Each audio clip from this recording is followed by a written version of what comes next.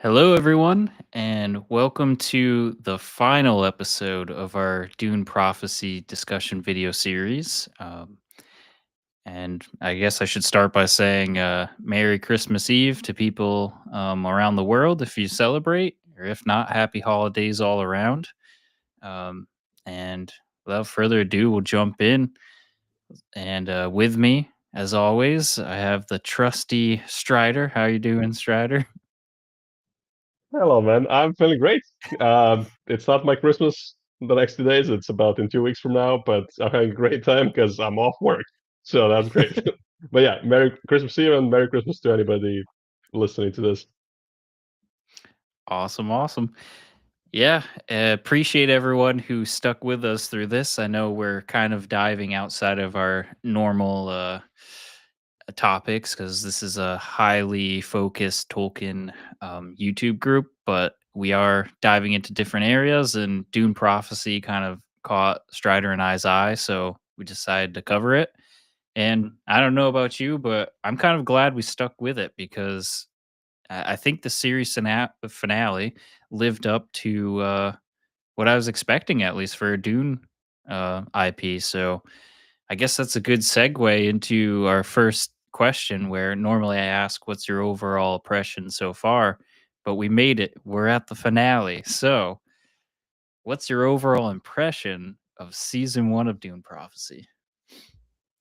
Yeah, I feel like it was. I was gonna say it was very many ups and downs, but maybe it wasn't actually. It was just like kind of going on. It's in its own steady pace with like slight like rises from every once in a while. I feel like the end of scenes episode two, when Desmond and Sister Valia have their first encounter was like the thing that kind of got me into watching, and that was a cool moment. And then after that, there was as well a lot of cool moments, but there wasn't like too many rising tension moments. It was all just like a lot of build up. But I feel like the finale delivered. It's not the greatest show of all time, but I feel like it's intriguing enough, and especially with the finale going the way it went. I think it was pretty fun. I enjoyed it, and it's cool that it got renewed. I was curious how well it was going to do, and apparently it has done well enough. And in fact, I feel like I heard that it was constantly like on top three, top two, top three shows in at HBO Max, the streaming service. So yeah, I guess it did well, and for me, I can say I'm looking forward to season two. What about you? Yeah, echoing the same. I felt overall, maybe for me, it was more of like a ramp. Like I was interested, going to the Dune Prophecy panel at New York Comic Con. That got me hyped. First episode kind of captured me, but similarly, once we started to get to know the characters more, I got latched into it, and I feel like the this show kind of teetered on how well the conclusion would be for season one for me, and I was nervous if it didn't stick the landing, it might have been unsuccessful for me. And it looks like they did it. They resolved enough in a satisfying way, and they left some more questions. And we'll get into the questions towards the tail end of the episode because I feel like we're left with more questions than answers, which is a good thing. It leaves us wanting more. So yeah, I quality wise too, like the effects and everything, sound, design, it's great. So I think, you know, not Yeah, there much were some more you can really good ask for in a shots. show. Yeah. Yeah. Great cinematography, like can't ask for anything more. Um, so yeah, we'll get into improvements too towards the tail end as well of like what we would like to see, but I think without further ado, we'll jump into episode 6, so the finale. And it seems like if I were to slice this episode up, there seems to be three main storylines. We had the Desmond backstory, which is probably the one we're going to want to talk about the most, if I had to guess, speaking for Strider too. But um, Mhm. we had that. We had the Emperor's downfall, and we had the Lila storyline as well, and how she was kind of possessed by Dorothea and kind of caused a civil war amongst the sisterhood. So, any topic in particular you want to start with, Strider? Do you want to start with Well, since I have the photo of the Emperor ready, we can go with that one. What did you? How did you? What are your thoughts on this? Because I feel like maybe you had, I think you might have been more invested in this storyline than me, because I was mostly gravitating towards Desmond's stuff going on, even though obviously it was very intertwined. But what was your opinion of the storyline? Yeah, I think overall it surprised me. I try to. I'm one of those watchers that tries to figure out the storyline before it unfolds, and I wasn't expecting the Emperor to be taken out in season one. I thought they would drag it out, maybe a season mid season two type thing. But no, they took him out and his love interest, who's imprinted on him, right? Francesca, if I Mhm. remember right. Um, so yeah, I personally I think it was a good way to end that storyline, but one thing it does is leave a lot of questions for season 2. Like, they basically just cut, uh, Haviko, Francesca out of the picture, and they didn't really even start to show what was gonna happen with the Imperium, um, with his downfall. Like, we saw a little bit of Natalia and Desmond towards the end, but there was no hint of who was going to be leading the Imperium now that Romeo and Juliet were taken out. I don't know. That's kind of, yeah. I don't know if you had a similar thought, but I was like, huh, this is kind of like a spin on Romeo and Juliet. You know, I don't know. um, It wasn't my angle on that, but I do think like I feel like the death of the Emperor was, I guess, kind of similar to what happens, like in Game of Thrones, like you have Ned Stark dying in season one. There are not really any similarities between the two characters, but still, it's like mm, this leading male figure that you would usually assume will be like, the protagonist. They're gonna do a lot of cool stuff. They're gonna suffer a little bit and so on, but they will prevail in the end. And actually, he had like completely the inverse of it. So I feel yep. like I guess I kind of got reminded of this. Like it is in a way shocking that like I didn't you know I wasn't sure who was going to die. I guess that was one of the maybe treats of the show, that is like I have no idea what's going to happen. Like we know where the story is coming, where the story is going in the movies, but this is 10,000 years before. Literally anything could happen to any of these characters. So yeah, that was a bit of a shocker, to be honest. And that whole scene with him and Francesco was like, oh, wow, okay. Yeah, powerful, That was powerful yeah, scene. yeah. Yeah. I'm trying to think of other plot points that happened during that. Just I want to give it its time before we move on, but pretty much I Well, think that covers. Oh, yep.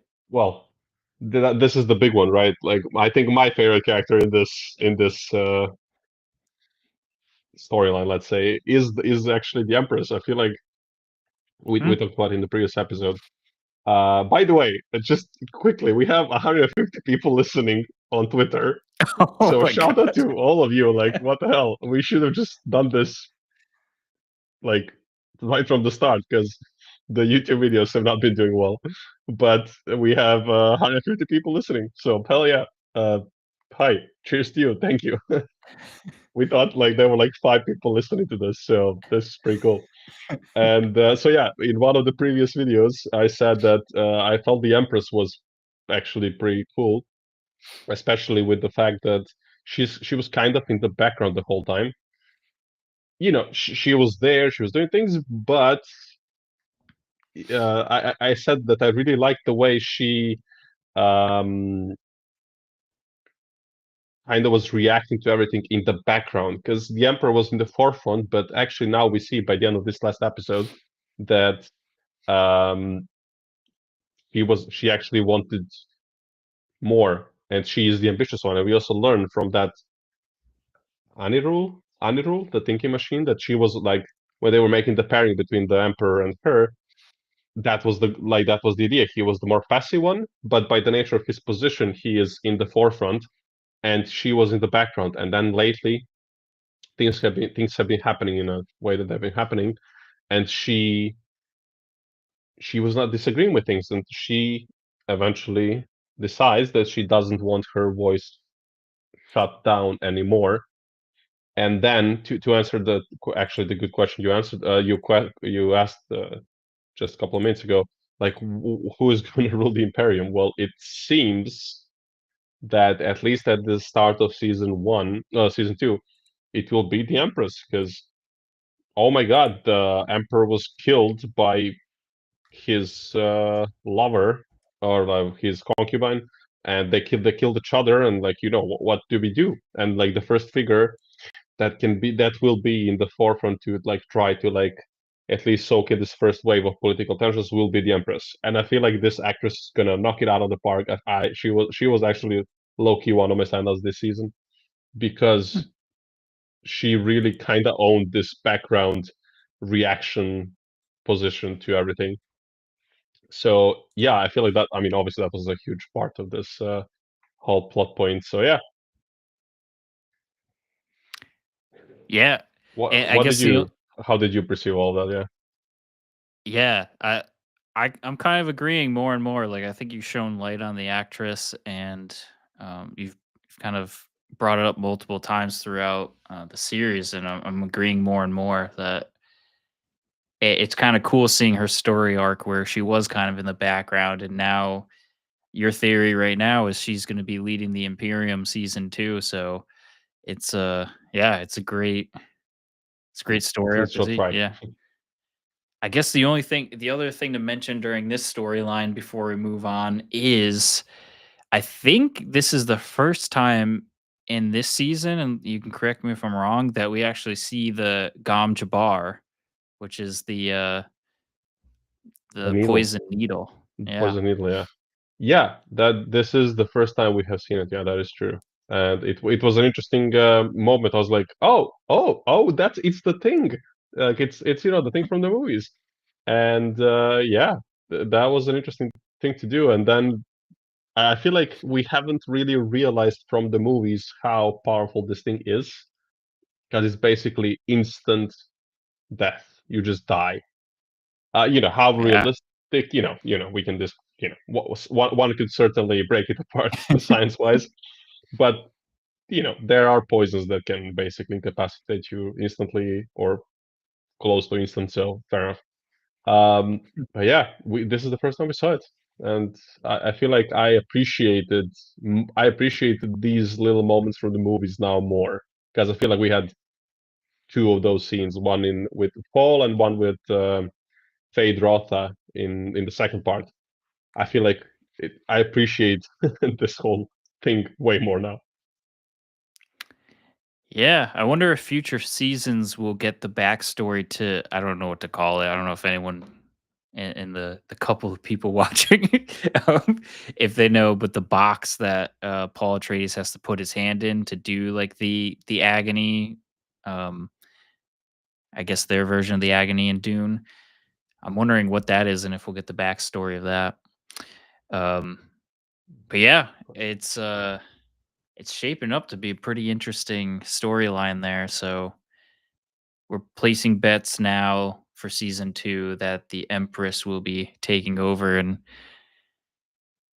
ooh, well, I'll save that comment for when we get to the next storyline. I have a theory now. But yeah, any other comments before we move on from this storyline? Uh, I think one of the comments I saw in the like online, a couple. I follow a couple of pages on Twitter who accounts on Twitter who that what one is called SF Siege. Siege is like that settlement from Arrakis. And I think it's called SF Siege or Science Fiction Siege or something like that. Science Siege, perhaps, whatever. And I think that's where I saw one of the comments. It's like actually, it hit me like because I didn't completely realize what was the issue, but I think someone out there in one of the comments pointed out that there isn't enough extras. Like we got a lot of really cool shots, but then you zoom in into the palace and so on, and like you just don't often feel the scale. Like it's either too large, like that scene when they had lunch a couple of episodes ago, or it's kind of too small.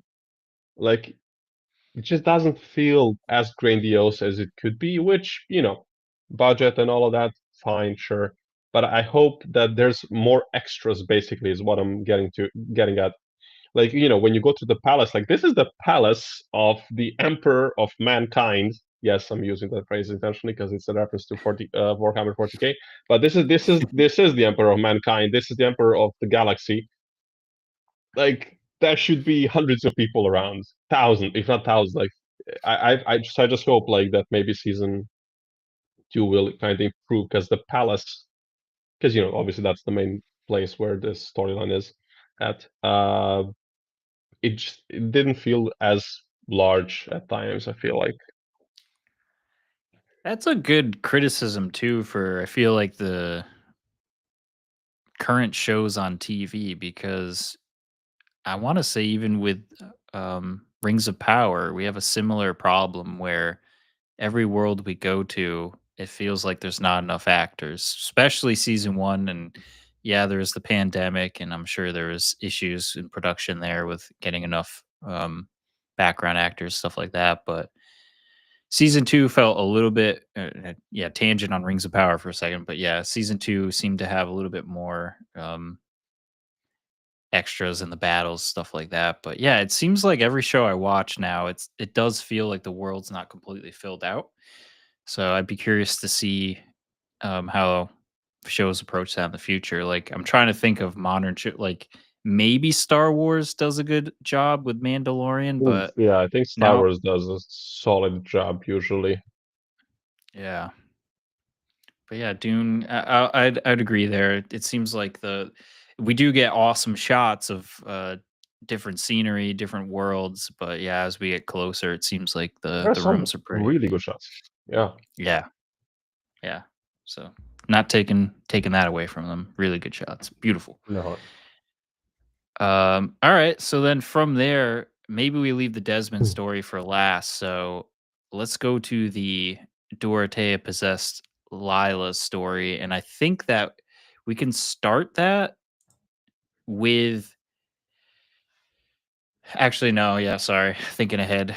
I'll leave that. I was going to talk about Tula for a second, but I think that might make more sense for the Desmond backstory storyline. So with this, I want to say in previous discussions we've had, we talked about what's going to happen to the sisterhood because as an audience, we're kind of made known that there's this dark backstory with Valia and how she made someone kind of off themselves, Dorothea. So then we get to this scene where Dorothea actually possesses Lila and uses it to basically influence the current sisterhood. And I don't know about you, but I was kind of expecting this to happen, because we got a little bit of hints of that earlier on when she first went through the agony and people were fighting to kind of break through Lila, and I was expecting there to be a division of the sisterhood, but I'm wondering your thoughts.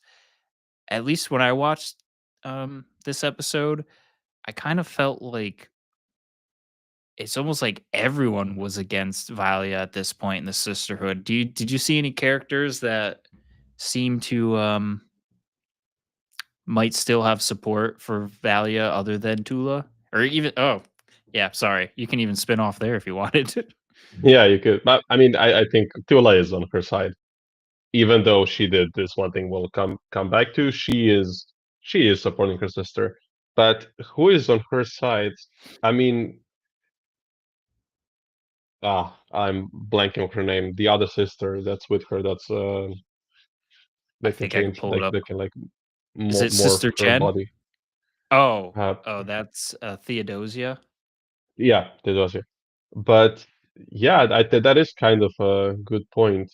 I mean, she is, she is going for these power plays, and I feel like maybe the sisterhood is still pretty young, and it's still it's still a learning and it's still developing, and it's like, you know, 10,000 years away from the time Dune, where they are extremely well established across the Imperium in every single level, in every single almost every single branch.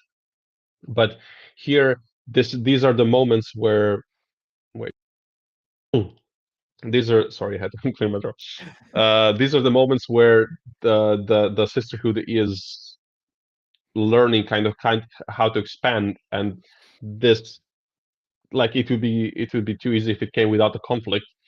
And this is what Valia is doing. Valia is pushing her goals and what she thinks are also the goals of the sisterhood. So yeah, I guess it makes sense that there will be like she will alienate some people there for sure. And she has done a damn good job so far. Yeah, as you said, like she's kind of alienated everybody from her away from her except her sister.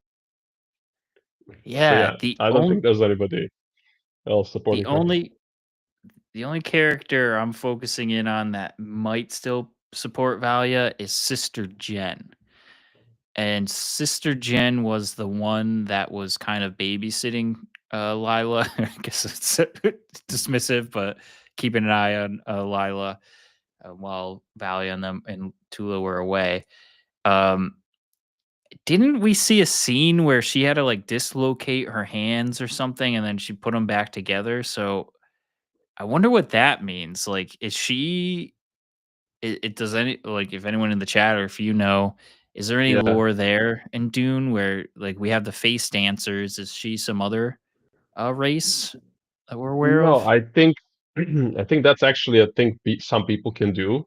Like it is a legit tactic for escaping, uh, handcuffs and stuff if you can do it. But it like hurts like hell, I assume, and it's not something everybody can do because it's also I feel like I think I do think it requires like a very strong will because you know how what was it? Uh, there's a thing that we cannot like. I think a good example is I think like cutting yourself. There's like this insane, extremely like primeval reflex in us that prevents us from actually hurting ourselves. And I feel like this is Hmm. kind of like you need to be so that's why like it's actually hard to like harm yourself in a way that like you really need to try. And especially like with these, I think like not a lot of people will be able to like force themselves to like I'm just gonna dislocate my thumb. But I guess Oh, like the sisters here are that's where they are. Like they work hard on their mental fortitude and so on. So I guess it makes sense that she would be able to do that. But yeah, I gotta say, I think my first time seeing this was in the show Arrow because Green Arrow, Oliver Queen does that a couple of times. I think they even show him how he learned it. But anyway, a little digression. So I think it's just like her being a badass, and that's it. nice. So yeah, I think that's a character we'll have to watch out for because she does seem torn, but I guess she's surrounded technically now by the Lila Dorothea supporters. So I think she's gonna lay low until the right time in season two. But yeah, that's gonna be interesting. Pretty dark too. Like when you reflect on that episode, they like remove the water from the well and you just see a bunch of bones of previous sisters. That's pretty dark. Pretty dark indeed.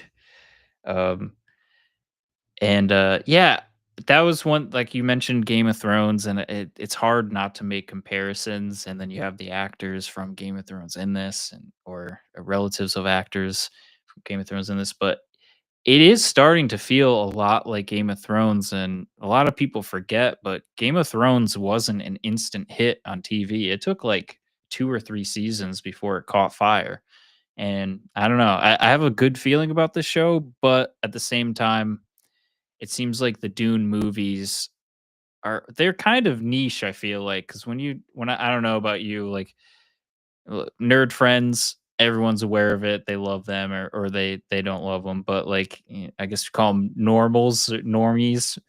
They might not have seen the movie or their response is really boring. Yeah, I guess we'll see. But overall, like I feel like this show, dare I say, might be a little bit more fast paced than the movies. I know part two picks it up quite a notch, but yeah. It's actually I keep forgetting we have a live chat, so look over here for a second. Let's see. Yeah, Valio is I not. didn't realize I was muted. I was just going to say, yeah, I think you are right. Like this season, I guess compared to the first movie, you have some action sequences, but it does, it's building up. But to be fair, it was building up to an excellent second movie, so fair. Yeah, yeah, and I'm not trying to knock it because I loved the first Doom. Like I love the world building. It's nice to just kind of escape into it, but it's not for everyone. Um, but yeah, if anyone can hear that, my dog's scratching around right now, Pippin. Hello, Pippin. Uh, he wants to say hi, apparently. And then, yeah, so I think that I don't know if you have any other thoughts on this storyline, but we pretty much leave with kind of an uprising in the sisterhood with Lila as Dorothea kind of taking control. And I feel like that's going to lead to a pretty crazy season two. Towards the end of our chat, we can kind of get into our theories for the future. And I, if for the couple people watching on YouTube, if you have any comments about your predictions for season two, put them in, and we'll try to get to that towards the end, and we'll read your theories and go through that as we talk about ours. But I think we should move on now to your favorite character's backstory and kind of the main event, I feel like, of this episode, the big reveal, if you will. Um, but yeah, Desmond's backstory.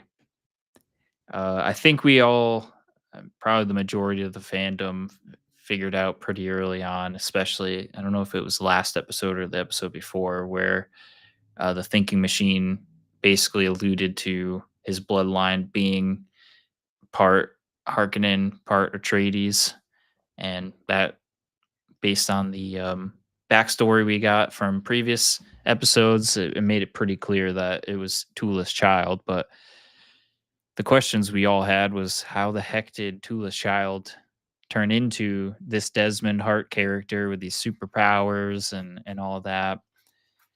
And we got that this episode. And what was your overall take of that? Like, did you were you kind of predicting that she did the swap because she didn't trust her sister, or what were your theories there initially? Well, I wasn't sure. I wasn't sure after the previous episode. I was like, okay, who knows what happened? Maybe it's easy to assume that okay, she gave away the kid because she had to, or she felt like she had to, and so on. But I don't know if it was like that easy. I'm sure somebody guessed it. I'm not sure how many people guessed it that it was because of Valia. But it actually makes sense, and I thought the motivation there was really cool. I really enjoyed this reveal because she was like, and especially when she gets to meet Valia again, towards the end of the episode, and she says, "This is my son." She's like, "No, no, but he gave him away." She's like, "No, no, he passed, he died. No, no, I gave him away. Why?"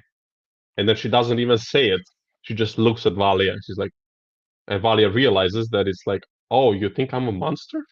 And it's like, dude, come on, you kind of have done some shady stuff in the past. But yeah, I thought that was really cool because I feel like Tula is a really cool character because she's been so loyal. She did the thing that she did to the Atreides. Let's not forget that she's not a she and she also says like, I'm also a monster. She did kill a bunch of people, before joining the Sisterhood. Let's not forget that flashback episode. I think it was episode 2 or 3.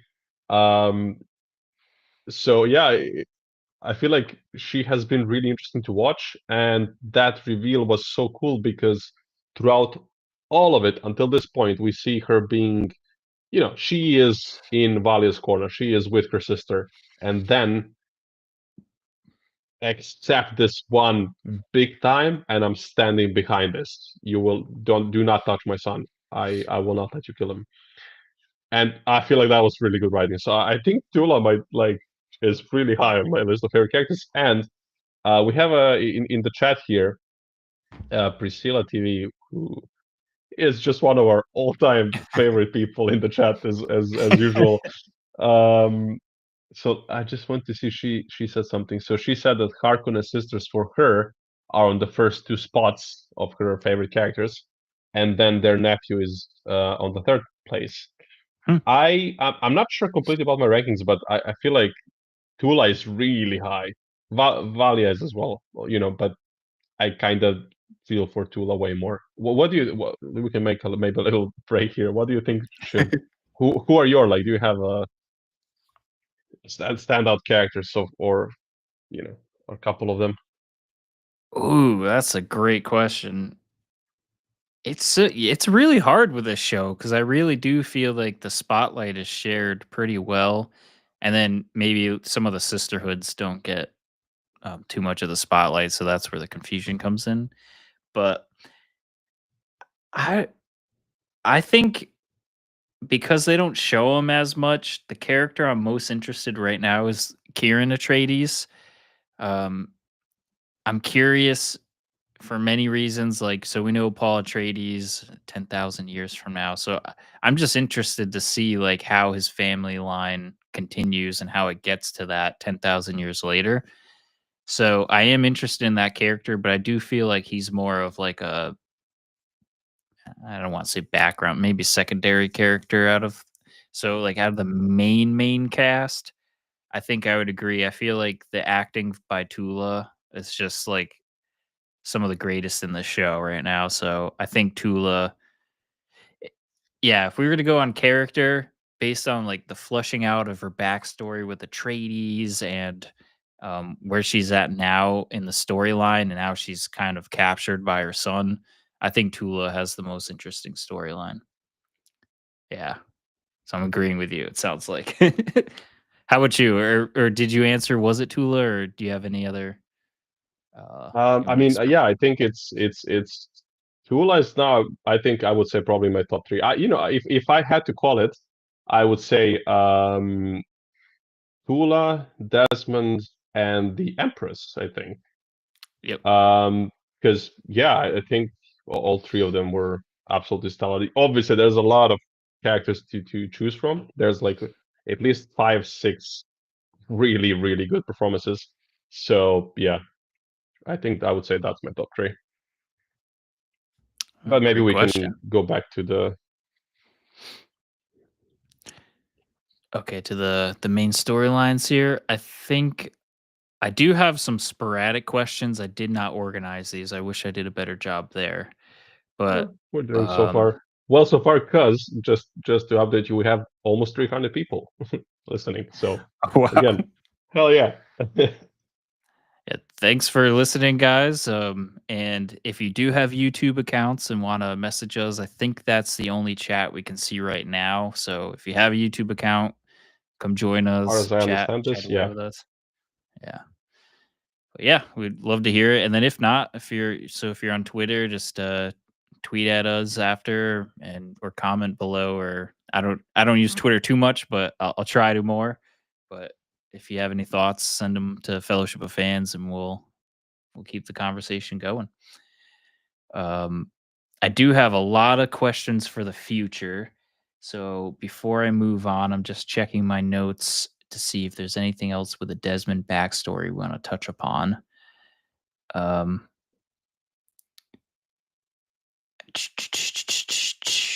previous guy. Okay, I do Yeah, have. I I'm want to also talk curious, about. like in case anybody, yeah, wants to drop to the YouTube channel and like share some comments or theories in the chat, that would be really cool. Because yeah, that's the way to communicate with all of you until we figure out something better. So yeah, that would be really cool. I hope you have the chance for that. One thing we should say now that we have a larger viewership on this episode, Strider and I are not well read on the Dune Mm, franchise right now. So we are coming into this with the movies, you know, watching some theory videos, stuff like that. But we are yeah. no way experts of the Dune universe, but we do love it. So if you are an expert, if you have any insight into the lore, definitely join the chat and let us know what we're missing here, or if there's any Easter eggs we didn't pick up on, because we don't even know what to look for, really. Um, Mm, our I do have some random questions, so I think I'm going to go into a lightning round here before we get into like theories for the future. So these are sporadic questions that are in no order. But one of the questions we brought up earlier is like, what the heck is that ball thing that Desmond gave Haro in one of the previous episodes? And we find out this episode it's a recording device, and we see in the scene Haro sees Valia talking to Francesca, and that's like all we got from that scene pretty much, unless I missed something, which is totally possible. So I guess my question there is, how do we think that's going to play out in season 2? I think it's a teaser, and curious your thoughts. Like, where do you think that's going? uh, I think I guess he will use this to leverage it in some way to gain more power and influence, I suppose. Uh, you know what? Quick theory, like off the top of my head now, he might give this to the Empress to curry favor and to rise the House of Harkonnen further. You know, Ooh. like at some point they have to move to what's it called? Gadi Prime. I think that's the planet of the Harkonnens in at the time of the movies. So I don't know if that's going to happen during the show. It might. So maybe this is one of the ways, one of the steps towards this big step up when House Harkonnen like really levels up like really high. So I guess that's my theory. But I did not realize that was a recording device for sure before this episode. I thought it was just like crystallized spice or something. I think that was my theory. So I was way off. I don't even remember what my theory was. I was just like, I have no idea what this thing is. um, I think I thought it was a thinking machine or a bomb or something, probably. But yeah, so we got that. That was an interesting question. Um, and another random question that I should have brought up during the Lila um, part of the discussion, because well, I guess I don't even know if we should call it Lila, but Dorothea destroyed the thinking machine, or Honey roll, yeah. at least that's how it's depicted. So my question there is, do you think Anirul, as I pronounce it, Anirul, is broken beyond repair? Do you think they'll be able to repair their thinking machine? What are your thoughts there? Y- That's a good question. Do you, give me a Oh, second. Do you have any theories? I got the hot questions today. Um, my theory right now is, um, I feel like it was the original Mother Supreme's life work with this breeding program. So I think they need to figure out a way to repair that. So there might be some storyline in the future where the sisterhood has to kind of dive deeper into that. I guess you can call it the black market. I don't know exactly Hmm. what they're calling it in universe.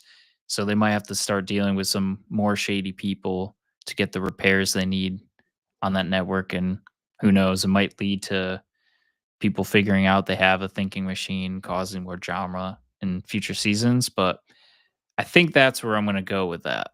Um, how about you? Mm. And if I guess we'll get to the cliffhanger of the episode.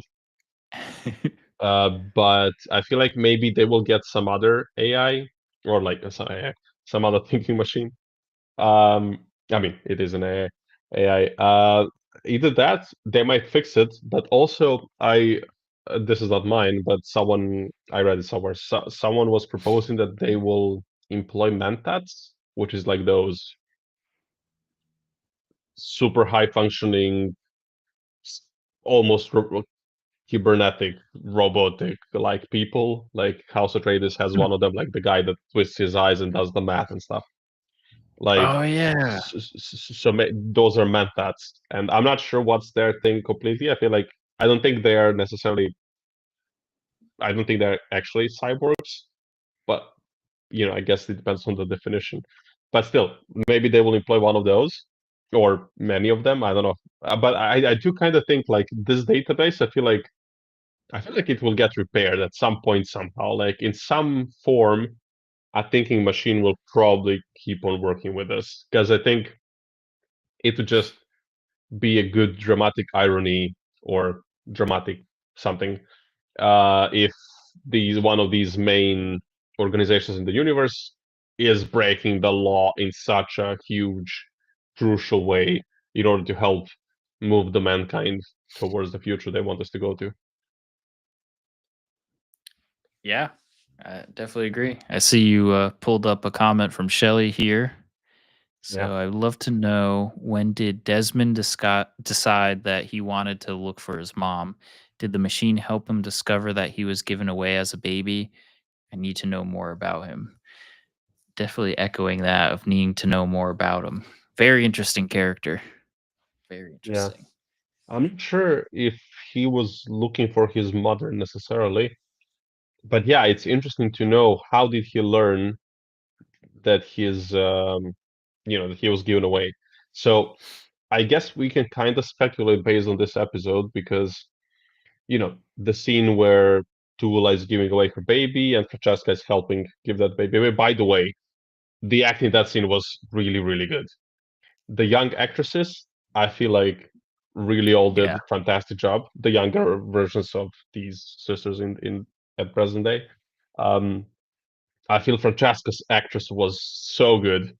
Like she was there supporting her friend, but she was always having a very tough time, but kind of understanding why this is necessary because it's for the good of the child. But it's just like this awful thing to have to go through. Like your friend is giving away her child. Like it's such a terrifying, terrible, awful position to be in. And I feel like both actresses played the feelings that their characters would be going through because it would be a bit different, obviously, or significantly different because one of them is the mother. I feel like they both did a really good job. But anyway, in this scene, Francesca. So we learned that there was one. I forgot who she was, like some woman somewhere nearby that had a stillborn child, Oh, which yep. was apparently an expected thing with the pregnancy of this woman. I think she says it was then expected.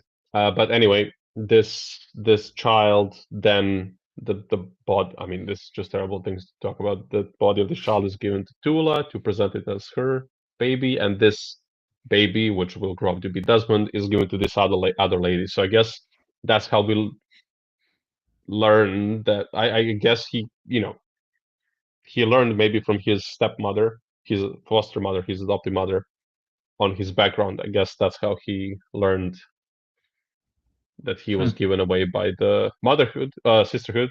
But I mean, who knows? Maybe it will turn out to be something else. But yeah, I feel like there's a lot to learn yet about him. Like it was really cool teaser. Like we learned a lot about him, and yet it's like there's so much more to discover in the next season. So yeah, thank you, Shelley, Yeah. for a great comment. That was fun. Yeah, and speaking about the young character actors, so Jessica Barden played young Valia, and Emma Canning played Tula, young Tula.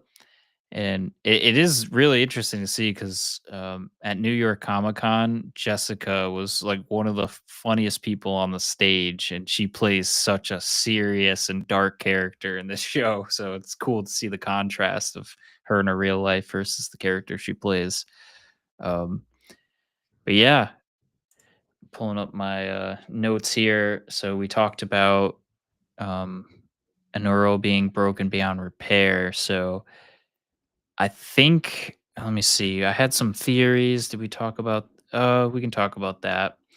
So one of the theories I brought up in one of the previous discussions was I thought the face dancer, so Theo, I thought she was going to be used to transform into Desmond and do something there. Mm.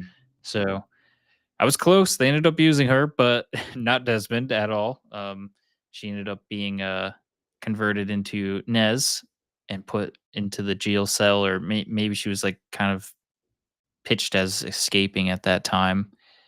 But that led that led us to another theory we kind of talked about in previous episodes, which was um, when we were discussing Michaela. Michaela was kind of just like her mission was completely derailed, and they're like, "Yeah, go back to Arrakis with your Fremen people, basically." And I remember we were talking about, oh, it'd be interesting to see in future seasons if Karen ends up running back into her in Arrakis. And lo and behold, end of the season, it's Kieran, Valia, and um, Princess Nez on Arrakis. So we're kind of we're getting a teaser of what's to come there for season two, which is really interesting. And that might be a good segue into this section here. I'm just making sure I didn't miss anything. Yeah. All right.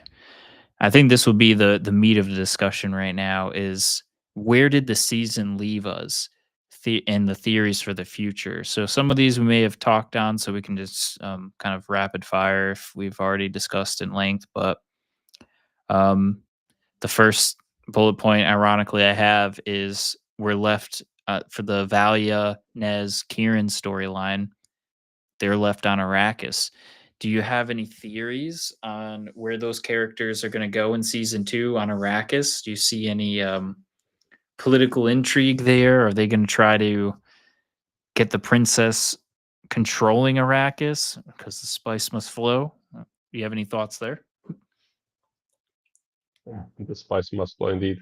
Uh, I'm actually very stumped what to expect with that storyline actually.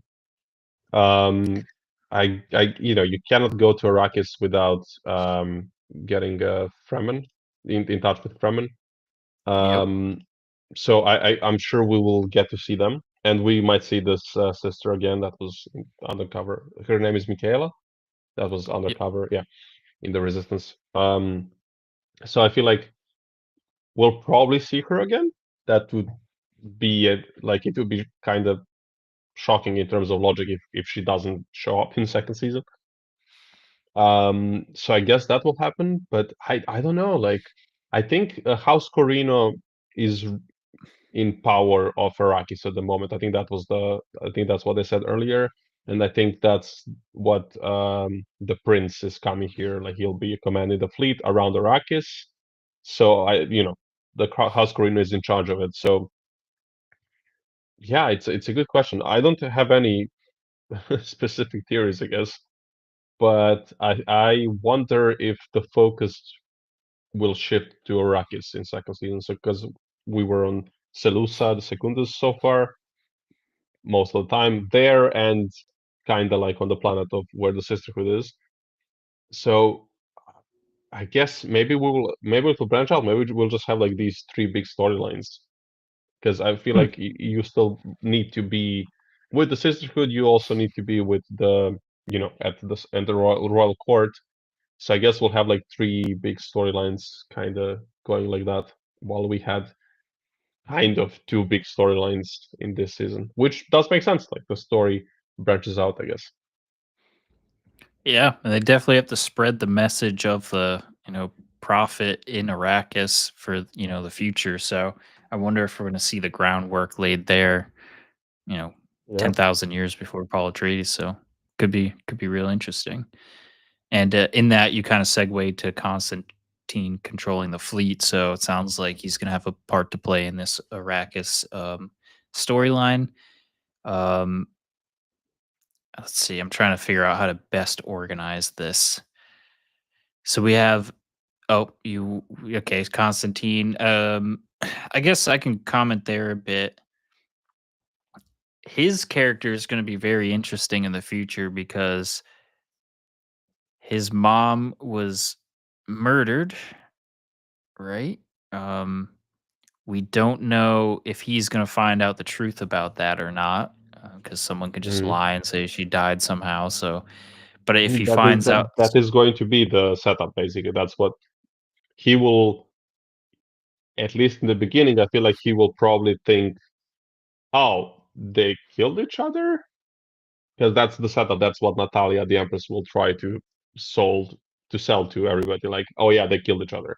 The yep, Emperor and his mistress, they killed each other. So yeah, but I guess it will be interesting to see when now that will hold the power over the fleet of the Corino fleet. It's like, what is he gonna do? And then he's probably gonna start digging around that. yeah, yeah, that could be very interesting. There might be some internal conflict with that family in the future.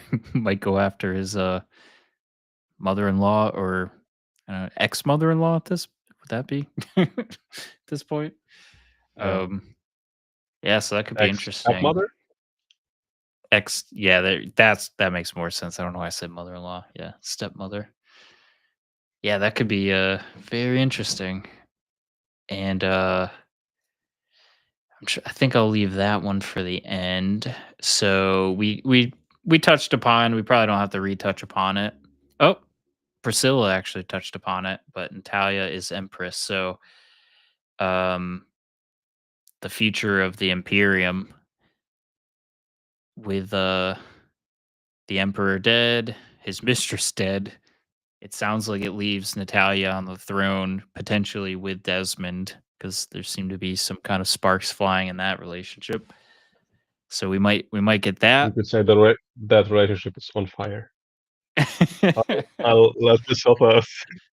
Oh, that was bad. But yeah. He's got a But burning desire inside of him. yeah, that's a burning desire side. Uh, I totally Yep. don't blame anybody for leaving now.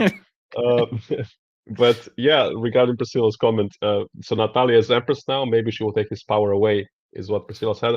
And I think that will probably be what she will try to do. I guess that will be one of the points of conflict that she will, he will learn what happened to his mother and his father. So he didn't lose mother. He lost both of his parents. So not just the mother, but also the father. And he was just starting to build his relationship with his father. So that's also a big deal. And he is given this big position of power and like a lot of responsibility by his father again. So he will be really like in a lot of like chaos emotionally with this. So he will probably try to like dig into all of that, meaning that yeah, Natalia will she will feel, you know in danger, I guess, politically from him, and probably more practically speaking. So she will probably yeah, I guess that will be the big power play now between maybe him and I was thinking that actually I didn't care about him that much this season, but I do feel like the actor did an interesting job with him so far, and he does go on a little character arc throughout the season. Um, so I'm wondering if he will be like this dark horse fan favorite maybe season two, because he's like flying under the radar now because he's like this spoiled rich prince kid and so on, but he will have to like it feels like he will have way more agency on a much grander scale in season two. So I wonder, if he might by the end of season two be one of the coolest characters in the show. Like there's certainly a lot of setup and potential for that. Yeah, definitely agree. Definitely agree. 'Cause, yeah, I was focused too much on like his potential illegitimate children he was having early on in the season and wondering how that would factor in the future. But he is making moves in the foreground as well. Like he got Kieran arrested, which is Mhm. pretty merciless. But at the same time, I guess if someone's plotting against your family, you would do the same thing. But it's kind of great how the show pits people against each other, and you as a viewer are like, oh no, I'm rooting for that guy. Like I don't want you to do that, but it makes total logical sense that he would turn in someone that's making secret maps of the um, palace. But I guess Yeah. I don't think I ever brought this up. One easy way to explain that away would have just been he's the sword master, so he's like part of security. I feel like would be so understanding the layout of the palace and looking for weaknesses. So I feel like he could have explained himself out of that, but it wouldn't have made a good story, I guess. I mean, one could, I guess, debate about that because he is the sword master, but then again, I don't know if his position like officially means he's like the head of security. That's probably more Desmond's. It's like it does feel like it's slight different position, but then again, yeah, one could argue in his spot to be like, oh no, I was just doing it for but I Hmm. guess That's fair. I That guess is it I fair. guess it made sense also with the fact that you know people almost did kill everybody in Landstrad. Like like there was an assassination attempt that was actually very close to happening. So this feels like they had inside help. It makes sense. But if I was him, I would have tried to, yeah, use your excuse and be like, oh no, no, sorry, I was totally doing something very good for you all. Yep, yep, yep. And I think that leaves we talked about Haro basically. It seems like he's going to be a mystery for season 2. Constant we talked about that. So I think we have two more. We have well, you have the Haro image up, so maybe if you have any additional I'm trying to I guess my thoughts on Haro is I feel like making a Game of Thrones reference here. He's like the Littlefinger I feel like of this series where they have the potential of him being kind of slimy and on everyone's side because right now it looks like he's very loyal to Valia, but him seeing the footage and kind of that kind of adds a little bit of suspicion to me now of like, maybe he's going to do some shady stuff against her in the next season. So I don't know. I don't know if you have anything to add there, but that's kind of where I'm at with that character. Mm. I can see why you would say he reminds you of Littlefinger. I'm trying to think of a better Character, yeah. comparison comparison because he isn't like in a way you know Littlefinger in Game of Thrones. He is the one who kind of orchestrated the whole chaos between the Starks and Lannisters. Yeah. I think it has been confirmed in somewhere that he is the one who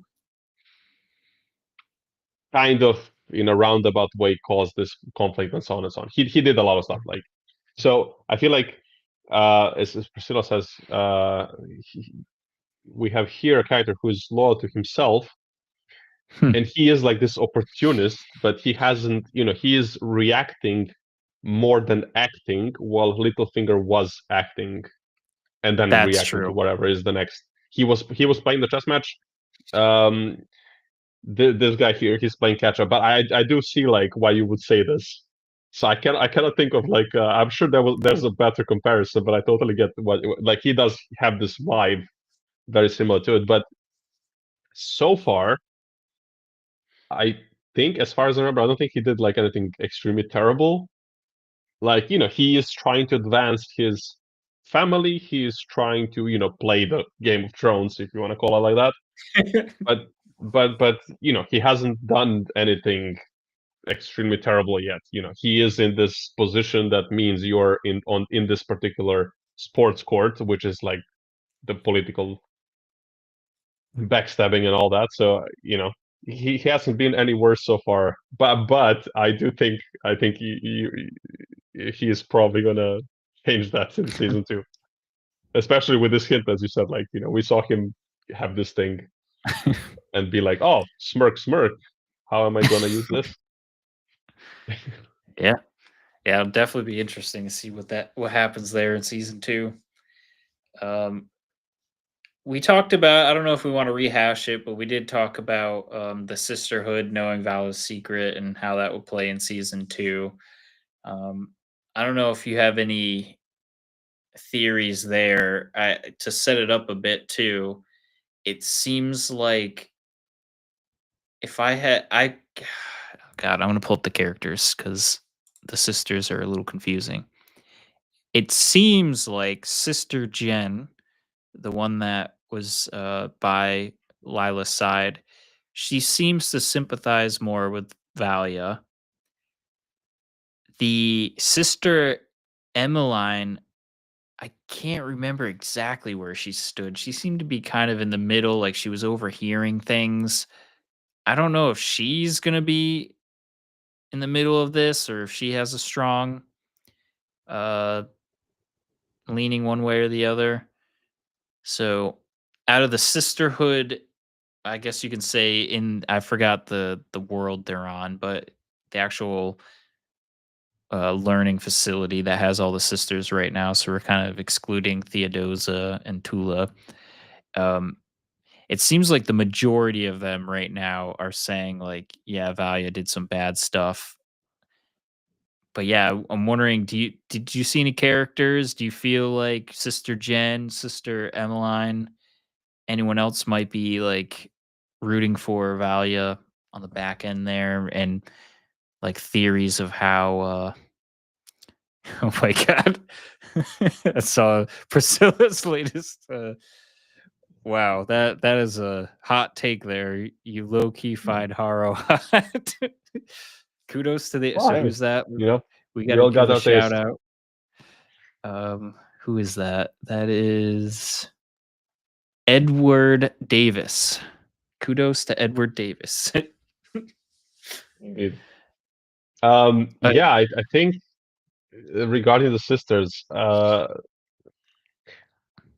think Valia is gonna have a hell to face when she comes back. It basically feels like, from what they've shown us, that the whole sisterhood is kind of against her and Tula at the moment because we haven't seen anybody like really stand up for her. I guess Sister Jen is kind of the closest because she was, cooperating with Tula, but that was only to help Lila.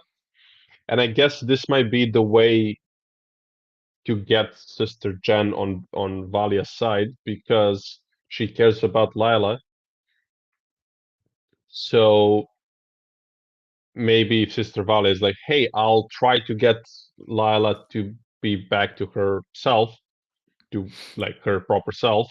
So maybe this is a way to get Jen on her side. But it does feel like, is it Emmeline? Yeah, Sister Emmeline, and the other sisters kind of turned on not kind of, they absolutely did turn on them, and it turns out they were following this uh how do you call it, different religious path in a way, hmm. you know, different ideological path, let's say like that. That Sister Dorothea, Lila's mother, and the daughter of Sister Raquela, the main one from the first episode, Sister Dorothea had this, like, that was the cause for her falling out with Valia. So, and it seems like all the sisters are kind of following that for now. Hmm. So I'm very curious how Valia and Tula are gonna handle that because they're like on their own now. I guess using the voice could help out, as we saw in that pretty pretty interesting scene, in that flashback scene. So I don't know. That's a very good question. Like, I'm not sure how they're gonna pull this return to power over there. Do you have any thoughts on that? Like, how does one do that? Yeah. I literally have no theories right now on how she's gonna redeem herself. My guess is like if oh dead okay. That's okay. I think I got it. I think I got it, guys. They're all infected with the virus. If she figures out a cure for the virus, cures them from the nightmares and all that, that's probably how she can win them over. Or worse, if we wanted to have a dark ending, whatever she does to try to cure Desmond ends up killing anyone that has the virus. That could be pretty intense. But I think Tula says she has the virus, so I don't know if she would do something that would harm her sister. So, but that could be a pretty dark ending to this show, as if anyone that with the virus dies. That could be pretty brutal. Mhm. But yeah, maybe yeah. So maybe something there. If the happy path would be she figures out a cure for the virus and I think, yeah, wins. that's actually a good point. Like, if they're all, in some kind of a danger, they could, yeah, pull this like, oh, well, we can cure you, and like this is the way they get some power back. But it's crazy, and I have to say, let me just find the picture for the 5 6 people who are watching this. Ah, I don't know the name of the actress, but actually, Lila's actress, Oh, yep. that was Uh, that was really good. That was really good. The way Chloe she Leah. acts as possessed by Sister Dorothea, that was really impressive. She really felt like a different character. She felt menacing. She had this aura of authority that you would expect from this, obviously way more experienced person who was killed and who is also like very vengeful. I think she nailed it. Like, this actress, really well done. I didn't necessarily care about the character as much. Like, I just, had some other favorites. Not that I didn't care, but I cared more about others, so I didn't pay that much attention. But she did a really fantastic job, especially in the last, like, I guess 2 episodes since she woke up. Yeah. So yeah, I just want to also say that, and I think she will be. It's also going to be really interesting to see this actress pitted against Emilia Watson playing Valia. Like, there's a big, like, it's not very equal balance in terms of like acting experience and all that, like obviously in age and everything. So it's going to be very interesting to see how this actress can pull off this confrontation with Valia. But I mean, so far, a lot of promise. To be fair, like, Mm. she was very good. She was kind of terrifying in some moments. So hell yeah. And I'm gonna make a very insane parallel right now or connection. So she has to play 2 to 3 characters when she's playing the show, much like Jim Carrey had to play 2 characters in the new Sonic 3 movie. There's a crazy, connection That there. is that is a crazy connection. But yeah, yeah, definitely kudos to her, and you just sparked something for me to look forward to in future seasons is yeah, I didn't even think about that. Her confronting Valia, that could be intense. That could be really cool. So totally, yeah, thanks for bringing that up. That's gonna be great. Hopefully we see that next season. Yeah. Um, does that cover every future plot? Does well, the one we didn't really. So the last one I think we have is where Tula and Desmond leaves off. So do we have any future theories there? She basically, I'm assuming I've because I watched this what 2 days ago now, so I'm already forgetting things. But she basically reveals that she's his mother, and still he imprisons her. So we're left like that. And the big reveal of the episode, we can talk about that now as well, which is we find out that Desmond was actually, um, I guess you could say, manipulated by a thinking machine. And it seems like the virus or nanobots were implanted in his eyeball by a mysterious figure in the background. And Yeah, I tried to find a good photo, but I can't find the photo for that. Uh, yeah, yeah, yeah. Sorry, I and interrupted. the only thing I wanted to say there is we were talking about theories in previous episodes, and one thing I mentioned that now I'm proud of is like, oh, it'd be really interesting to explore other factions getting thinking machines and seeing how that would play out with the sisterhood having a thinking machine. And look at that, at the end of the series, we got it. We got um, a walking, talking thinking machine implanted, basically implanted in Desmond's eyeball by a mysterious figure. So, major theory or question to ask would be is who do we think the figure is, or which house are they backed by? And Mm. any like kind of future plans you think with Desmond capturing his own mother and sisterhood. So, you have any thoughts on that? So I um for the people for all these people that probably first time listening to us. By the way, almost 400, 375. Oh my jeez. Um, that's really cool. So yeah, we as Shiv said, we are not we don't know the lore, but on my side, there's one or two channels and like maybe on the Reddit and so on that, so I learned stuff that way. And apparently, there's this other sisterhood of some kind that's kind of like I don't know, Jedi versus the Sith or something along those. Not that Oh, clean cut, obviously, but just like let's call it like two different sects of some kind doing whatever they're doing. That's my extent of it. I don't know what's the division. I don't know what it is, but I think this is who they are. And yeah, I guess we'll have to wait and see. I'm looking forward to this. It is actually intriguing. I think it was a good cliffhanger and also an excellent twist. And they must have done this on purpose.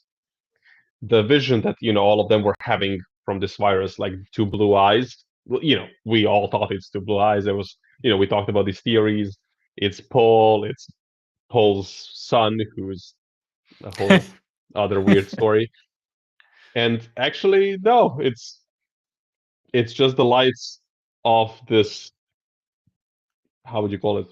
Like this light that's there for robot. Yeah. above the operating table from the robot and so on. Yeah, it's wild. And actually, and then it also, I guess, it also got debunked the theory that he that Desmond belongs in this um prophecy, that the prophecy is about him, because he kept seeing, we saw him apparently eaten by the Shiloh. by the worm and so on. I mean, we did see a video of that, so this wasn't just a vision. I do think this is some kind of memory of his, but I guess we'll have to wait and see how that actually happened, because I feel like I remember that one of the people, I think Emperor, saw that like holographic projection of the worm getting on Desmond. I think we saw this. I think there's like a video of that basically. So Yep. I feel like that actually happened. So this is the interesting thing. Like, sorry, I just saw the comment from Priscilla. Arrow is the Gil-galad of Dune. Yeah, the one that's gonna get a glow up in his power and agency towards as we move on in the story. I guess. Yeah, you could call it He that. gets a song in season 2 too. Yeah, he gets a son.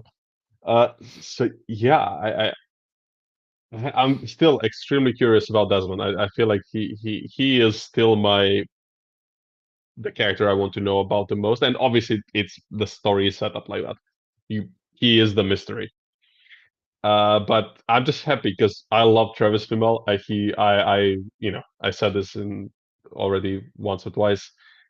I really loved him in the show Vikings. That's one of my favorite shows.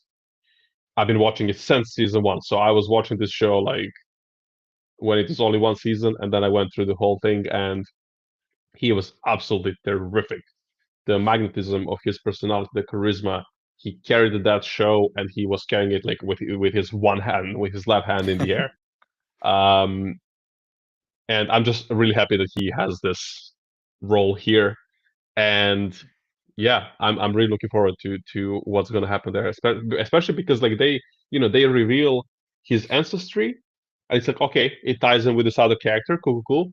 We have this moment where he does reunite with Tula, and that's it's interesting, and it's going to be interesting to see how this develops. But yeah, where does he go from here, and what is this? like what happened with the worm? I want to know. Like the worm was there, but in the vision, it does feel like he kind of sinks, like dives back into in front of him. So maybe the worm didn't. I mean, obviously, it didn't eat him. You know, obviously, he's here in some way at least. So, but it's interesting to like what happened. So I feel like that's a cool mystery that I'm also looking forward to seeing in season two. Yeah, it's almost I like guess I how did just he went even on a get there to begin with? yeah. Like, it I seems just like he went on a wakes little up. rant about Desmond for like the fifth time since we started doing this. But it's allowed. It's allowed. And yeah, I guess the other mystery that we don't know is how did he get to that part of the sand, like in that location with the thumpers in between him, with dead people around him. And it seems almost like he wakes up and then it, like what we think is gets swallowed, but somehow he escapes. So be curious to see who uh, put him in that predicament to begin with. I think if I remember correctly, I think in we learn of this when he is coming to the court. I don't know how important he was in the Empire's army before this. I feel like they might have known him. So I think I remember in episode one that someone comes to the Emperor and says Desmond Hart is back. It appears he actually survived because we thought they all died, his company or something. So it feels like his name is like Known, yeah. someone who has been known, like some kind of maybe a general that he's a bit young, but like some kind of commander that's like known. He was one of the people on Arrakis, perhaps. But I Hmm. think it's said that he survived. I think an encounter with the Fremen. I think that's what happened, and it makes sense that they will be like, because the worms are such an important part of Arrakis. Though to be fair, I don't know where that culture is 10,000 years earlier. Like, what's the level of culture and respect they have? How long is it since the Fremen arrived to this planet compared to to the movies? Because that's like 10,000 years later. But still, I think this is like very much a Fremen thing to do. Like, get this Imperials come and like just leave them for dead as a sacrifice to Shai Hulud. So I think that's what happened. I think Hmm. that's kind of also confirmed in episode one, but I totally forgot about it until you just brought it up. Sounds like we got to do a rewatch. Honestly, it's interesting. Like I didn't for the most of the run of the season, I didn't really think I would be like, I'm gonna definitely watch this. But now I'm like, you know what? At some point before season two, I'm definitely watching this because there is a lot of these cool things. Oh, we got another comment here from Shelly. I was thinking the same thing. How did he become a soldier? Where was his headspace at that time? Desmond, I need to know more. Yep, that is definitely an echoed thought there. Is we need to know more about Desmond. And yeah, I don't want to like dive into cliches, but a lot of movies use like being an orphan or something like that, like ends up like they get enlisted in the army, do something crazy. So I don't know if that was the route they were going with this, of like, oh, he kind of doesn't have a family. So I could see that being a catalyst for him joining and enlisting in the army. But yeah, I'd be curious, like hearing more about his backstory with like the foster family that took him, or who exactly took him, and how was that like growing up in that um I guess environment. But yeah, that's a good comment. Good comment. Um, I think that leaves us. I think I touched upon everything I wanted to talk about. Skimming my notes here. I don't know. You think it's about that time, Strider? Should we go with the closer now, or do you have anything else But that I I just missed? want to comment on this. So this is not the photo of the spaceship from the episode. I cannot find it, but that was such a cool moment to see the Yep. ship folding the space and like kind of having like this portable black hole of sorts. It's like it's so cool, and this is a thing I know from these lore videos and so on that has not been sadly touched upon in the movies and in this show so far. But the Dune universe, or like the galaxy, the Imperium, one of the most important um, things to know about it is that the way it works, like why is spice so important? Because among other things, it's also crucial for space travel. So spice is the thing that uh, enables these ships to travel, I don't know, light speed or like past light speed or whatever. And there's this thing called the Spacing Guild, and they are one of the most important organizations in the Imperium because they are the ones handling all the transport. So we haven't seen them yet. I assume we will, especially if there's like some holdup with the spice in second season. But yeah, basically the Spacing Guild, it's just really cool. Even though we haven't seen them yet, we'll probably get to them in Dune Messiah, and in probably in the future seasons of this show. But yeah, it was just a really also a really cool visual to see the space bending. It's just really cool. Like there was, you know, we said some stuff. I said it mainly for about the lack of extras and stuff, and like there are definitely technical things that could be better in the show, but overall it's pretty good, and it goes to excellent at some times when it's like these shots can be really, really, really sick. Like it's really nice to see that. So I Yeah, just want to I'm give a glad. shout out to that. But yeah, we can. I guess we can start wrapping up. Yeah, I'm glad you mentioned that scene too, because I immediately thought of Interstellar when we saw the black hole. I was like, Yeah, oh, and yeah, such a good just a good theory of like how the travel would work. So yeah, 100% agree. That was like value add. It was a good addition to the Dune franchise, showing the travel like that. And I do remember like watching Dune interviews when the movies were coming out, and I don't know if it was Denis Villeneuve saying like, "Oh, I don't, we're not really exploring how the space travel works. Just you're going to see the spaceship, and we're not exploring the actual transportation aspect." And so it looks like we got a little bit of that in the show, which is awesome. Um, but yeah, so I think it's about time to do the closer. So this is where we ask the three questions, and they'll be slightly modified because we're at the end here. So I would say you can either answer it with what did you like about this episode, or you can do it the season. So what you didn't like, what did you like, and what are you looking forward to for season two? thought I was muted. I'm so sorry for that. I clicked on the mute, but I missed it. I'm so sorry. Um, so things I didn't like. I think maybe just go for all of it. Also, again, I'm so sorry for the coughing. Um, I think. Hmm, I guess the pace. I don't know. It was kind of slow. Like the story was interesting. They really did get me by the end of the season. I was like, okay, you got me now. I'm in. I'm very curious what's happening and where all this is going. Um, but it did feel at times where it's like, like some of the characters didn't maybe have. I didn't care about them that much. Like, you know, everybody likes, or most people like protagonists, and the Atreides are like the Skywalkers or the Starks. Like they are the family that you're kind of by the nature um of the story, you're just extremely likely to care for them, to want to root for them. We had an Atreides in this story. He did get some finally cool moments to shine in this last episode, so I was very happy. I was very happy for that. But there were just times, like I heard that.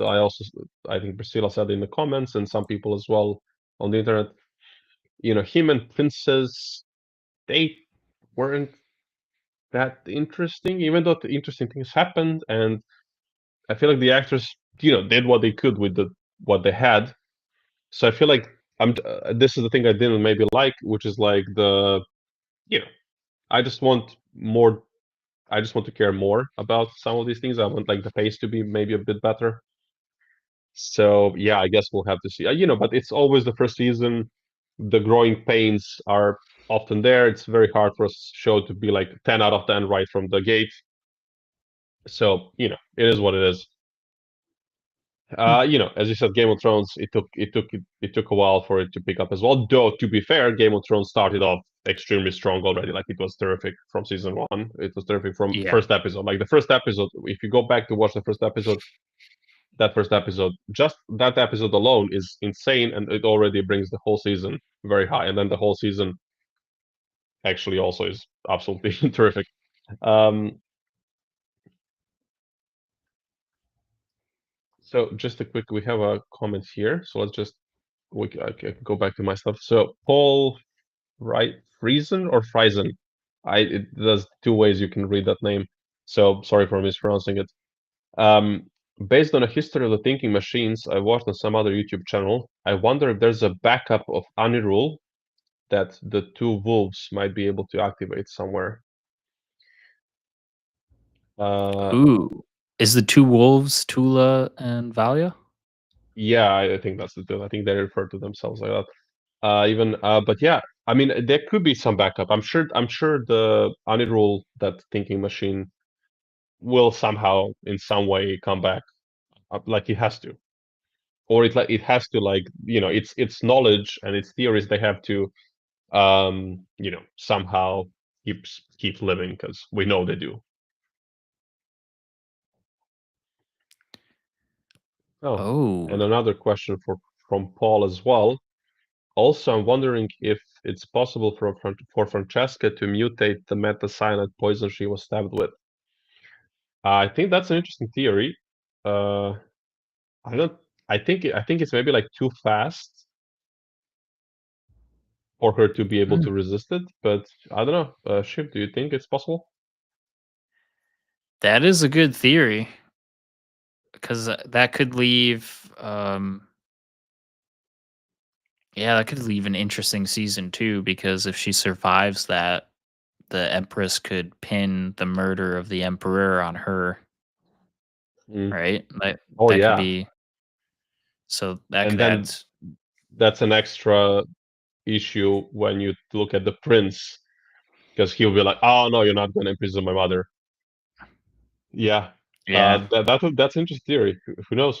I don't think that's the case because I just feel like the way they played it in the scene, I don't think it is what happens. But I mean, who knows? It might be.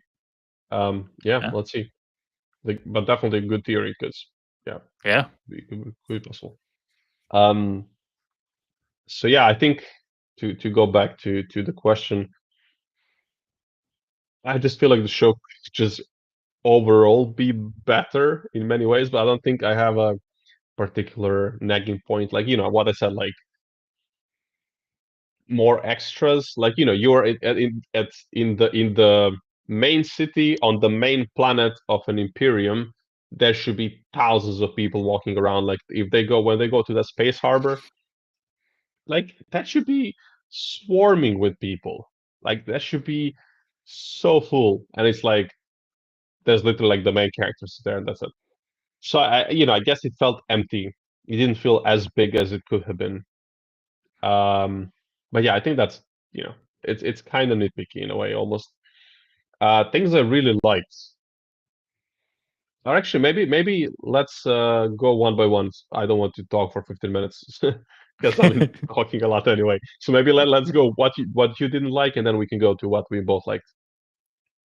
Perfect. Yeah, and everyone that's in the chat still, if you want to answer as well, we'll Yeah. we'll highlight it. So, what were some things that you didn't like throughout the season? And we obviously want to end on positivity, so we'll get to what we liked and what we were looking forward to. But so I Yeah, guess let's start good. criticism.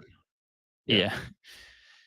So what I didn't like, I can echo. Yeah, I think when you pointed out like the lack of like extras, I see that. The pacing and I think this is just like a season 1 issue where you have to introduce so much. So the pacing was a little ups and down for me. I feel like that, but towards the it definitely picked up. I would say like halfway through the season, I like the episodes were flying by, and I was like, wow, an hour already went by. That's insane. Like I was expecting more. So it definitely picked up. It's still hard to remember all the characters because the sisters kind of all dress the same, so it's hard to. But I'm assuming by season two, I'll have it down where I remember everyone. But um, yeah, I think that's all I have for really the negatives right now. I don't have many like mine. I feel like are more so on the nitpicky side. Um, I when they announced the show, I was really looking forward to it. When I saw the trailer, it definitely hyped me up because seeing like the quality, it looked really well. Going to the New York Comic Con panel and getting to see some of the actors in person, that just kind of put me at 12 out of 10 excitement, and it was able to at least keep me interested throughout. And then the ending was pretty great. So those are yeah, I guess those are my small nitpicks for right now. Yeah, and so then that switches over to what did you like for the season or the episode or both? Let's just before that, Priscilla texts. She says negative. The main romance did not work at all. Um, Hmm. well, yeah, I don't think any kind of romance. Well, I guess Emperor and Francesca kind of had a more charismatic thing going on. To be fair, they are played by two really, really good actors, or like very experienced actors. So yeah, that makes sense. But yeah, it did not work. That definitely very well. So yeah, that's a fair assessment. And yeah, another comment by Priscilla. The sixth episode seem to have impacted the pacing. I think that's also probably quite true. Yeah, I don't know. Hmm. It's hard. I think we're not used to six episode seasons, so it did feel weird. Also, I have to say, we had an action sequence. Well, I guess I can say the good stuff now. But before I forget it, one tiny thing. But the fight, or like I mean, is it the fight? I guess it is a fight between Valia and Desmond at the end of this episode was very short, but very cool in my opinion. I really liked it. She is like she can hold her own. You know, I thought that worked pretty well, and that was it's like 10-15 seconds maybe, but I feel like it really nailed down how different these two characters are and what are their stronger sides. And I really liked the moment, like Desmond, you can see this soldier's reflexes jumping in instantly, and he gets like those, like he's surrounded by two guards, and she says, "Kill him," Oh and yeah. you kill him or something. I don't know, whatever. And they try to stab him, and then he catches them and like twists them and like stabs both of them. It's like 2 seconds, not even maybe. And yeah, so I thought that was a really short but very sweet action scene for me. I think it worked really well, so that was fun. But yeah, also as Priscilla says in the comments, positive stuff. The cast, I feel like whether is it the fact that it's 6 episodes, maybe I think it got condensed. I think I heard it was supposed to be 8 episodes. I don't know. Don't hold me on that. But yeah, I feel like the actors did well with what they had, and they managed to elevate the story and like the overall, like the whole show, to a higher level because of that. So I think that was, yeah, I think that was pretty cool. Um, which if you have a good cast, the show will be probably at least all right, and this show was above all right, not extremely great, but like it was above all right. I think it was pretty fun at the end. I think there were some really good shots. The story, like there were some really really good cinematic shots, especially like in Hmm. space. There was some really good stuff. Um, I feel like, yeah. The music, I don't know. I didn't pay that much attention to it. I feel like it was all right. Like there were some times where I think it really did fit quite well. Uh, but yeah, I think overall the story, like where it's going, like this setup, because this is season one, we will get season two. I feel like the story overall has a lot of promise, which is something I like because obviously it got me hooked by the end. So it got me hooked at the end of episode two. I was like, okay, fine, I will continue watching this show for the rest of the season at least to see what's happening with Desmond. That's what I said at that time. Now I'm like, okay, yeah, I'm interested to see where all these things are going because I feel like the story just worked out in the end. And and it's a risk with like doing a prequel show. It's always a risk. Like we know where things go, so it's hard to make us care about something like this. You always have this little thing that's against you when you're doing a prequel. But I feel like the story definitely manages to stand on its own two feet, and it's not, at least so far, it's not that dependent on the movies. Like it didn't do some crazy foreshadowing, or like it didn't do like one of those super obvious fan service things. I don't think it fell into that trap. So yeah, I guess I think I'll close with that. Maybe I think of something else. I'm sure you'll say something else that I like. So I'll be like, oh yeah. But anyway, the thing that's it for now. What about you? What are the things you liked?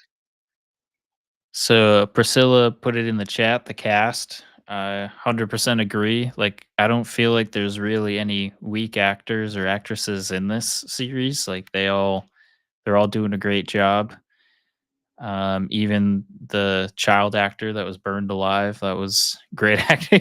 But um, yeah, there was solid cast choices all around. The characters are interesting. I don't know, like, I guess I agree and disagree with the critics because a lot of people said it was confusing and stuff, but, like, I don't know, I feel like if you take the time to digest it, it seems like a pretty straightforward story.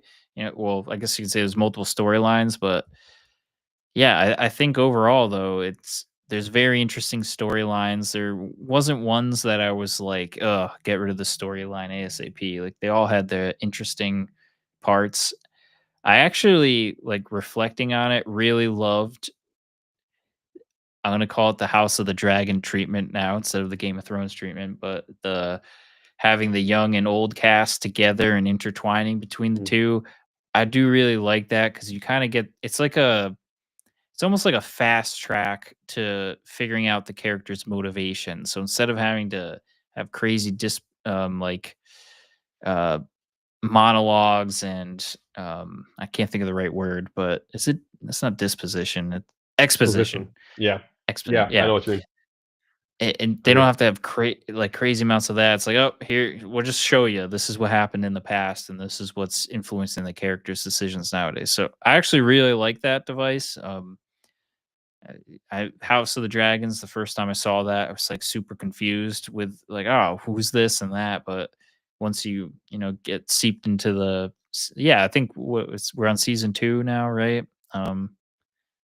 Season 2 House of Dragons, and, like, yeah, I feel like I understood all the Yeah. characters by then, so it's probably gonna be the same thing with this show. Season 2 comes around, and you'll be like, "Oh, yeah, I remember everyone, and this all makes sense." So, yeah, I really liked the seeing the past, seeing Tula's backstory specifically with Atreides. Like, I thought that was a great storyline.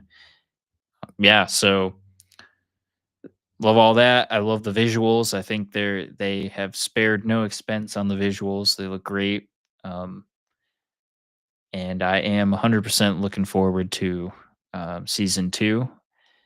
Maybe we'll have to. I'll talk to Strider and leave comments if there's anything you would like to see us do in the meantime, because we're probably not going to see you guys for like a year and a half, 2 years, depending on the shooting schedule.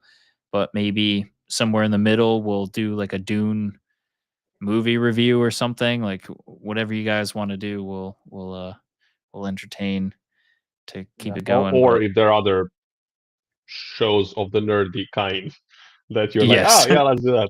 Like, because we are planning to go into other stuff, but I mean, I guess we can talk about it a bit more a bit later.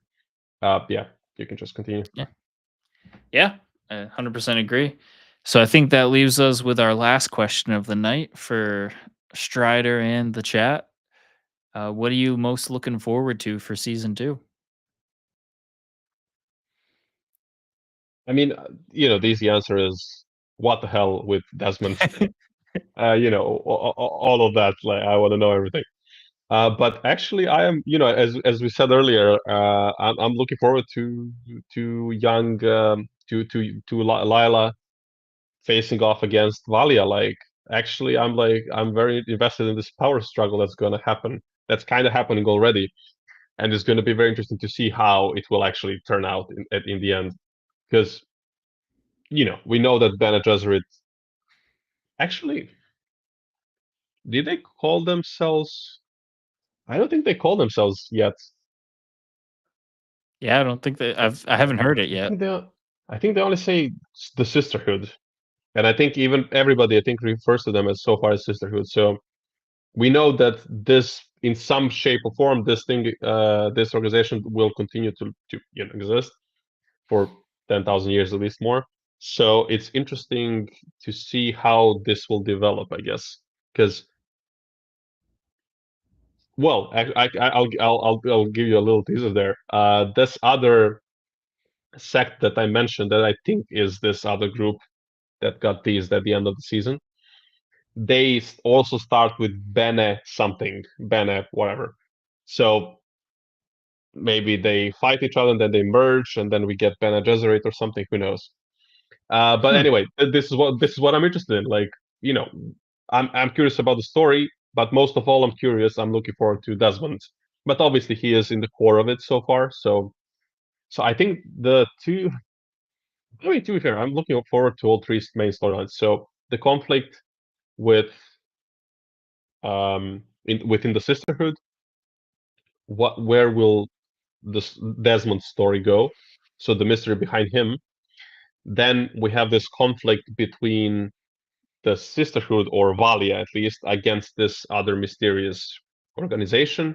And then the fourth one is the classic political struggle, which will be seemingly between the prince and the empress. So I'm kind of at this point. Actually, they made me curious about all of them. So it's just the question whether in season two they will give them only the time needed, or will they try to do some padding, which will then bore us, which is something that happens sometimes. When a storyline is like kind of slows down in order to be like, okay, at the end of the season we can go with a bang. So I hope they don't fall into those traps, because I feel like all these main storylines have a lot of potential. So I'm curious for all of them at the time, and I'm looking forward to to see what's up. So I guess I stole all the cheat answers, but yeah, let's hear you. And everybody, if anybody in the chat, if you want to share your thoughts as well, please do.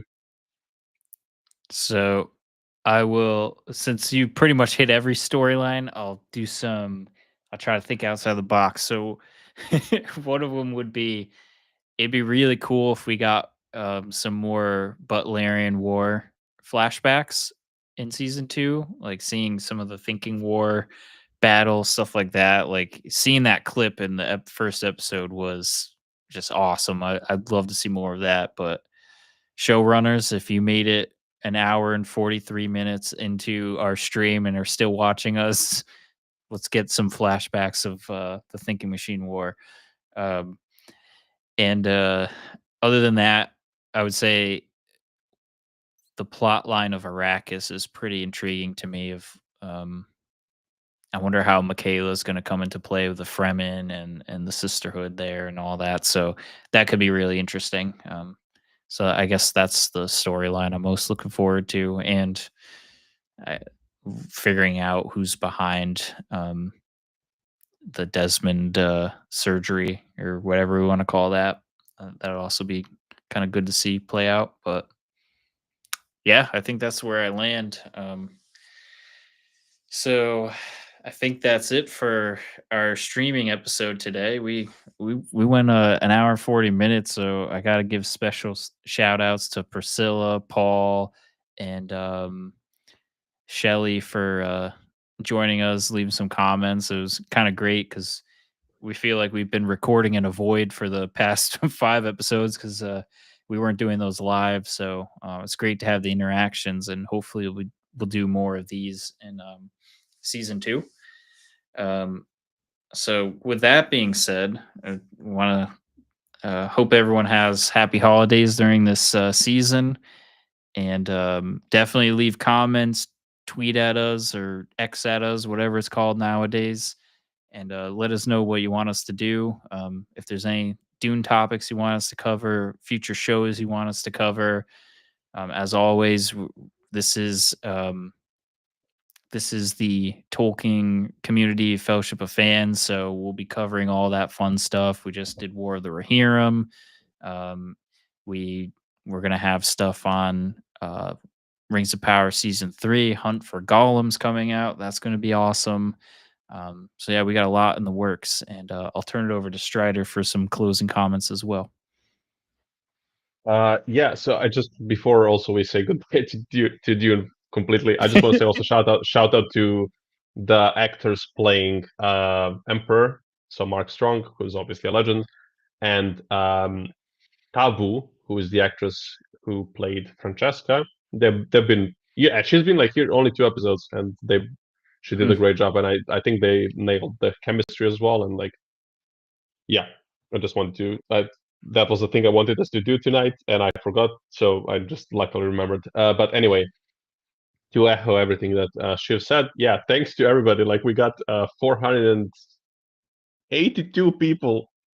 Oh my god. Uh, we should have just done so. As Shiv said, we've been. It felt like we were like in this like little cave all alone with just like echoes when we were recording the first 5 episodes. We should have just done streams every time, and that would be like actually yeah, people okay, cool.